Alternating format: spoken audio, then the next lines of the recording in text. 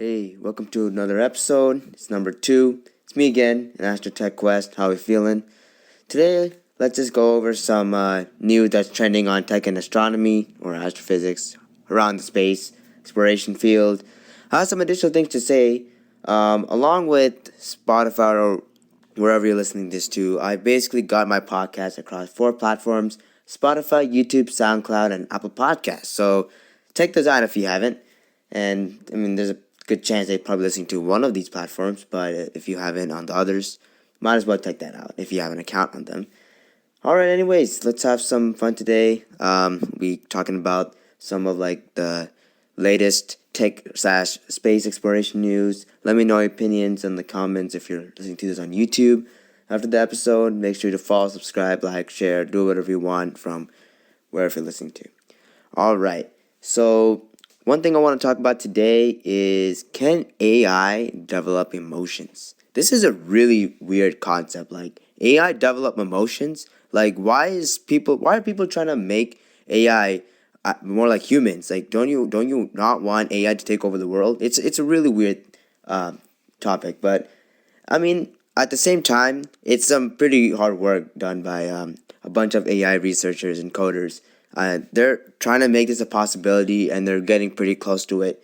So, and yeah, now you might be thinking, why, what's the reason of this? Honestly, in my opinion, we should probably create AI for solving some world problems, right? World problems, or for the future, using AI for space exploration, or if you want to go to another planet, how do we kind of make ourselves live in space stations and whatnot. So one reason why people want to try to use AI for developing emotions and sympathizing with others is because it's let's say there's a horrible disaster happen, and there are some people out there that usually when people have gone through some struggles, have gone through a bad day, or bad couple of years, they probably would want to talk to someone, or maybe a therapist, and kind of share their feelings with them, right? But there's a lot of people out there that don't have that. And so what people are trying to do is, AI coders, what they're trying to do is trying to have an AI that can basically sympathize with them. Now, it sounds really strange, because when you're talking to an AI about this type of stuff, you don't really have the connection, because humans need to have a connection with other humans. So then it really works out like that. It doesn't really work out with AI. But they're really trying to make it so that AI has sympathy very similar to the sympathy that humans have. And it's great, right? When you have a bad day, you probably won't want to talk to someone, even an AI, right? People are also doing that to ChatGPT. It's not the best ChatGPT. The best sympathy he can kind of provide is just that's unfortunate. It's fine. They're having a bad day. There's other days, and it's that's the most general advice you can give. So, it's not the best AI to sympathize with you, but there are some out there that are basically going towards that direction. So that's pretty interesting. The only problem that I think about this is that if it ends up in the wrong hands, this can definitely push AI to the next level. And when they make it seem like real humans, it's basically one step towards AI becoming real humans. And AI becoming real humans means they can take over the world and whatnot with extra superpowers and using 100% of their brain and whatnot, right? So currently there aren't any AI tools that can have a sentience, an AI sentience. But that's pretty cool, right? That we don't have it right now.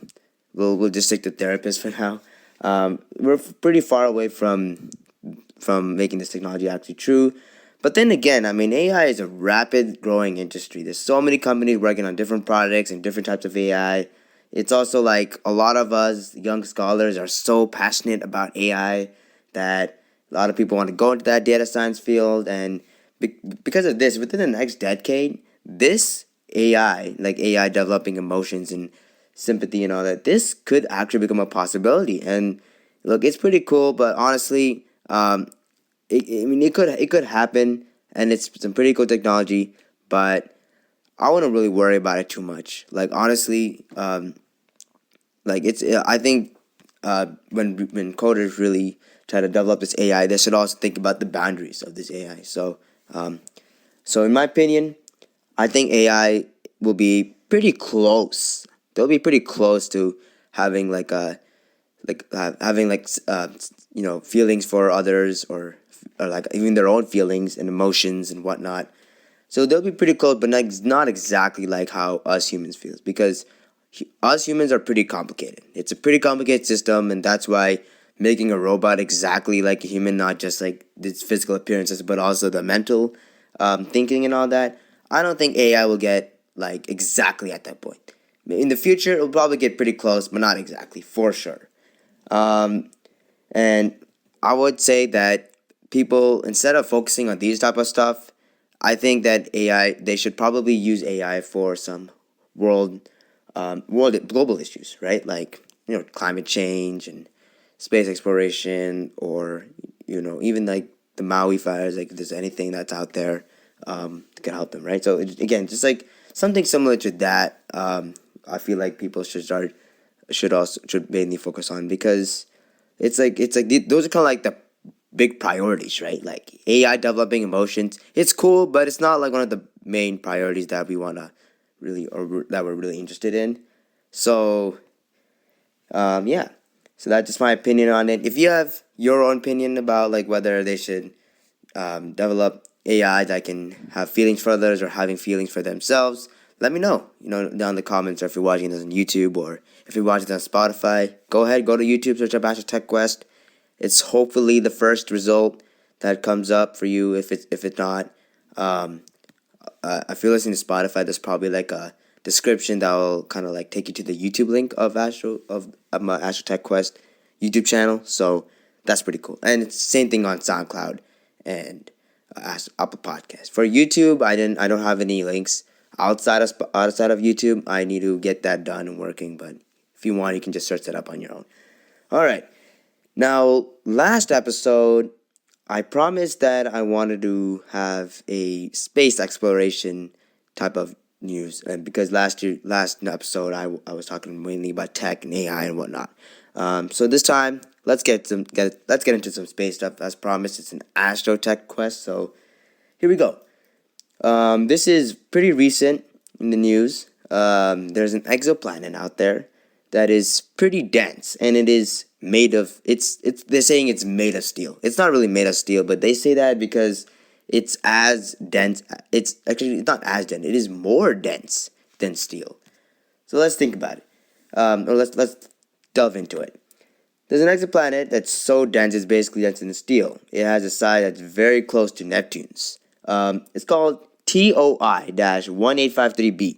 It's a very recent discovery by astrophysicists, or not really astrophysicists, but just space explorers, right? So this planet's made of rock, but one interesting thing about this planet is that it's the size of Neptune. So what does that have to do with anything? Well, usually planets made of rock that are like the size of Neptune or even bigger usually become gas giants, because what happens is that the planet's core, with that huge big of a size, it attracts a lot of gas, and that's how it just becomes a gas giant type. So that's why there's no like rock structure, because it just takes in so much gas and kind of like creates that gas giant there, right? So that's kind of like what happens to Neptune and all that. So basically, when it kind of attracts all that gas, it becomes very very light. It's not as dense. It's basically as dense as water. So now there's some research done by a team of physicists in the University of Bristol. Don't know where that is. They're saying that TOI 1853b probably experienced a very energetic planet collision. So probably like when it was forming, and when there was like a bunch of planets formed, there's probably like there was like a star, like there was a star right around, or like next to it, trying to like use gravity to attract and kind of keep the planets in orbit. But there could be the possibility that some of the planets may have collided, and TOI 1853b is one of them that collided with another planet. And while they were colliding, it basically one of the planet TOI 1853b. It basically took the other planet actually took away some of the lighter atmosphere and the water from TOI 1853b while it was colliding, and that's how it's able to be maintain its rocky surface, and that's why there's not a lot of gas around it. It's not as much as a normal gas giant, and that's how, even though it is pretty dense, very dense, way denser than a steel, it is still the same size as Neptune. Now, this is a very rare phenomena. It doesn't really happen. According to like a bunch of space theories, this is not supposed to happen, not supposed to be real. But then again, when people do exoplanet exploration, basically almost a lot of exoplanets that they discover kind of like rewrite all the space theories and all that. So it's pretty interesting. It's pretty cool. You can get to like disprove a bunch of theories by just discovering an exoplanet. Like, hey, this planet is made of steel and it's the size of Neptune. Gotta rewrite your own theory, man, whoever wrote this, because you're wrong. Haha, very funny. So now, one thing about exoplanets, and this is like pretty cool because like there's a lot of rare exoplanets out there, and there's a reason why people discover exoplanets. Not just because people want to just learn the world outside of us, but also like, hey, if Earth is gonna probably get engulfed by the sun in maybe like a million billion years from now, if we even live a million years from now or a billion years from now, we probably would want to go somewhere else, right? Maybe not Mars, because I think Mars, when the sun turns to a red giant, it's probably going to even engulf Mars too. So even though we're still on Mars, I don't think we're going to stay there that much. But hey, like I think there's a bunch of exoplanets out there that they probably would want to, humans would probably want to go there. So that's why they would want to try to explore exoplanets, and they would find all these rare exoplanets, rare space theory. It's a fun process, and yeah. And now obviously most of them are not are basically inhabitable, but for us, just specifically for humans. But I mean, while we don't really care about that planet because we may not even go there, it's just like hey, there's a planet that's like a billion light years away, and it has this type of stuff, and it's pretty cool, huh? So I mean, especially for us, space fanatics, it's just like pretty cool. Here's some statistics if you want to know about this planet. It's about 3.46 times the radius of Earth. There's like an orange star dwarf around that it orbits around. It's a bit smaller than the sun, precisely like 80% of the sun, and in each day on TOI 1853b is about 1.24 Earth days, and its mass is about 73.2 times the mass of Earth. Now imagine that compared to Neptune, which is 17.5 or 17.15 times the mass of Earth. The Neptune and TOI 1853b, they're like very similar in terms of radius, but in terms of mass, like as you said, it's way denser, right? So just like something to think about here. It's like 73.2 times compared to 17.15 times. Now, when you think about exoplanets, you're probably like, hey, can we even live there? For this planet, it's pretty hot. It's really hot, has a lot of water vapor, no oxygen, hydrogen, helium barely make up the planet's mass. It's about like 1%. So yeah, no, it kind of like gives it, right. You can probably live there. Maybe like send your cat there just to see if it exists, or if it can live. Send your dog there. Send your fish.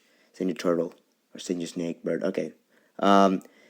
So yeah. This is pretty. So even though it's not like inhabitable, it's like still a pretty rare phenomena, which is like I would say it's like pretty fascinating to look at.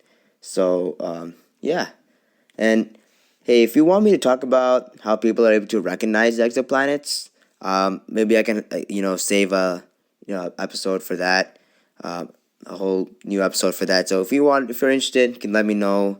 I might even do the next video or next episode, but we'll see.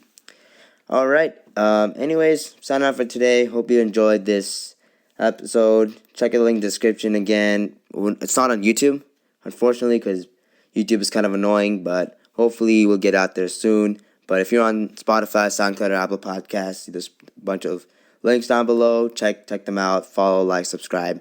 And, share to some of your friends who are interested in space or, AI or in technology. They might be interested in all that. So, yeah, signing out. Drive your own passions, and I'll catch you guys next time. See ya.